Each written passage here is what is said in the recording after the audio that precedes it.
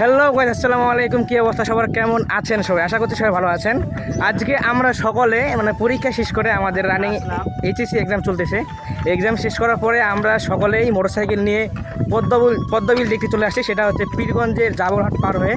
দেখতে পাচ্ছেন আমাদের সামনে এই যে মাশরাফি, আর সামনে দেখেন আমরা হাঁটে যাচ্ছি সবাই মিলে। এই যে এখানে দেখেন সবাই আছে, এখানে রায়হান সহ, আইয়ুব, তারপরে হচ্ছে মাহাদি, নাইম সহ সবাই আছে।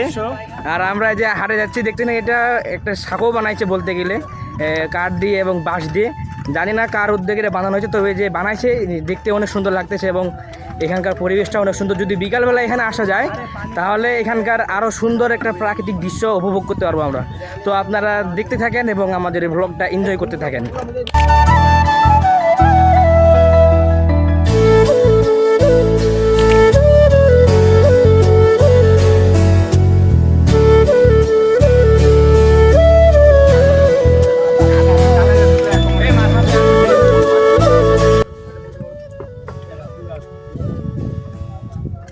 এখান থেকে ফুলগুলা যতগুলো লাগানো ছিল, যতগুলো ফুল হাতে পাওয়া যায় সবগুলো ছিঁড়ে নিয়ে নিছে। যেগুলো হাতে পাওয়া যায় না সেগুলো ছিঁড়তে পারেনি, আছে নিয়ে ব্যস্ত নাইম, আইয়ুব। এটা ফটোশ্যুট করতেছে আমাদের ক্যামেরাম্যান। আর এই যে এখান থেকে আমাদের বড় ভাইয়ার ওদিক থেকে দেখে চলে আসলো। মাহাদি ভাইয়া আসতেছে, দেখতেছেন মাহাদি ভাইয়ের হাতে কি, এটা দেখি ছাতা। এই যে দেখেন মাহাদি ভাইয়ের হাতে ছাতা। আর হচ্ছে আর রাফি তো মনে হয় যে রাফি হচ্ছে হাঁটতে হাঁটতে ওই পাশে একটা আল ছিল, ওই আল দিয়ে মনে করছে যে মাটি আছে ওখানে, তো ওই পাশে দিয়ে যাওয়ার চেষ্টা করছে। যখনই নামছে তখনই পানি নিচে করে ঢুকে গেছে, দিয়ে ওর পায়জামা সহ কাদায় মাখা হয়ে গেছে। তো দেখি আমি ওদেরকে যাই কী করতেছে ওরা। এই জায়গাটা বেশ সুন্দর এবং ফাঁকা নিরিবিলি এবং অনেক বাতাস এই জায়গাটাতে, যেটা না আসলে বুঝতে পারবেন না অবশ্য। কই রাফি রে, ওই রাফি।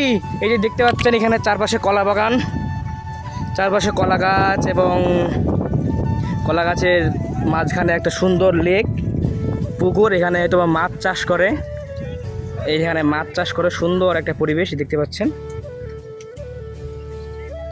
আসলে প্রাকৃতিক যে সৌন্দর্য, যেটা আপনারা উপভোগ করতে চান, যদি এরকম খোলামেলা প্রাকৃতিক সৌন্দর্য জায়গা যদি না যান, তাহলে আপনারা কখনো আসল বাংলাদেশের প্রাকৃতিক যে সৌন্দর্য সেটা আপনারা কখনো উপভোগ করতে পারবেন না। যদি আপনারা সেটা উপভোগ করতে চান তাহলে অবশ্যই আপনাদেরকে বাসা থেকে বের হয়ে আপনাদের বাড়ির আশেপাশে যতগুলো সুন্দর জায়গা আছে সেগুলো অবশ্যই আপনাকে দর্শন করতে হবে। আমাদের মধ্যে থেকে দুইজন নিখোঁজ, রাফি আর দেলোয়ার। ওরাতে কোথায় গেছে আমরা ওদেরকে খুঁজতেছি, খোঁজার জন্য যত সামনে যাচ্ছি ওরা আরও সামনে কোথায় ঢুকে যাচ্ছে আল্লাহ জানে। দেখেন আমরা বর্তমানে কলার বাগানের মাঝখান দিয়ে যাচ্ছি। এটা হচ্ছে কলা বাগান, পুকুরের দুই পাশ দিয়ে এই কলা বাগানে ভর্তি, কলা গাছ দিয়ে ভর্তি এবং অনেকগুলো কলা গাছ। এই যে রাফি দেখেন পায়ের অবস্থা পড়ে যায়, কি হয়ে গেছে আমাদের রাফি মুখ নুকাচ্ছে।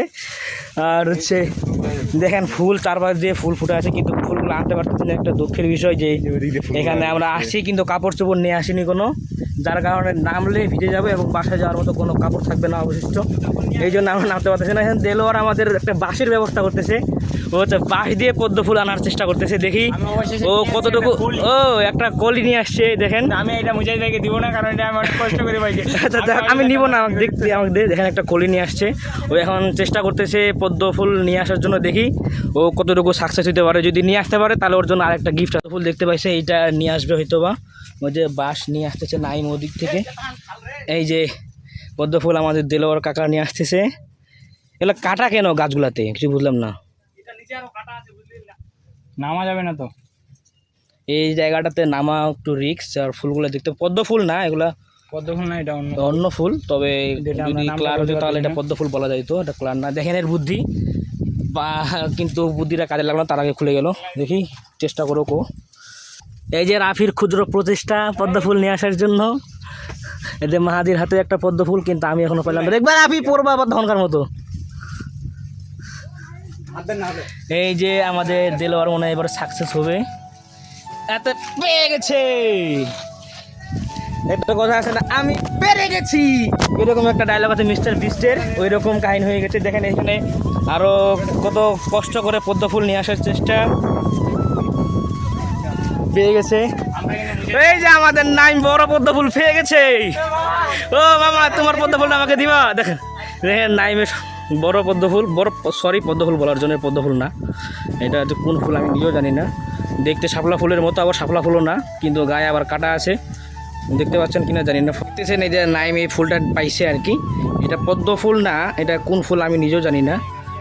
ফুলটার গায়ে কাটা আছে, কাটা সহ দেখা যাচ্ছে। দেখেন ফুলটা বেশ সুন্দর এবং গ্রানও আছে এই ফুলটাতে।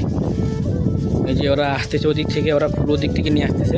এই যে এখানকার লেকটা বেশ সুন্দর।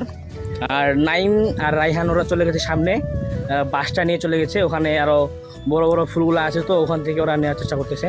আর এদিকে যেগুলো ছিল সব কলি, মানে ফুল এখনও ফুটে নাই, তবে কলিগুলো বেরিয়েছে।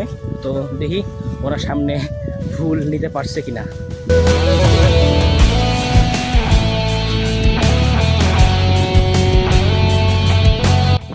এই যে চলে আসলাম আমাদের কাঠের সেই সাঁকোতে। রায়হান আর নাইম এখানে ফুল মানে নিল, কয়েকটা পাইছে কি দেখি। ফুল পাইছিস রে? এই যে এরা ফুল পাড়তেছে এখান থেকে। দেখেন জায়গাটা আসলে বেশ সুন্দর একটা জায়গা, না আসলে অবশ্যই বুঝতে পারবেন না। এই যে রায়হানের হাতে ফুল, মাশরাফি ওদিক থেকে চলে আসতেছে। এই যে ওরা দেখেন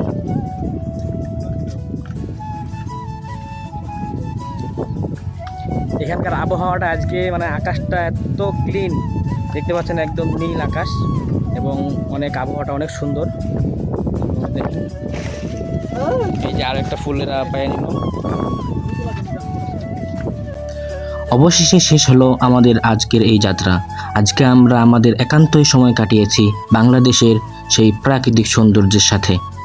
আজকের এই দিনটি আমাদের সকলের জন্য স্মরণীয় হয়ে থাকবে, যা কখনোই ভোলার মতো নয়। সো আমাদের ভিডিওটা কেমন লাগলো অবশ্যই কমেন্ট করে জানাবেন এবং লাইক শেয়ার করে অবশ্যই আমাদের পাশে থাকবেন। ধন্যবাদ।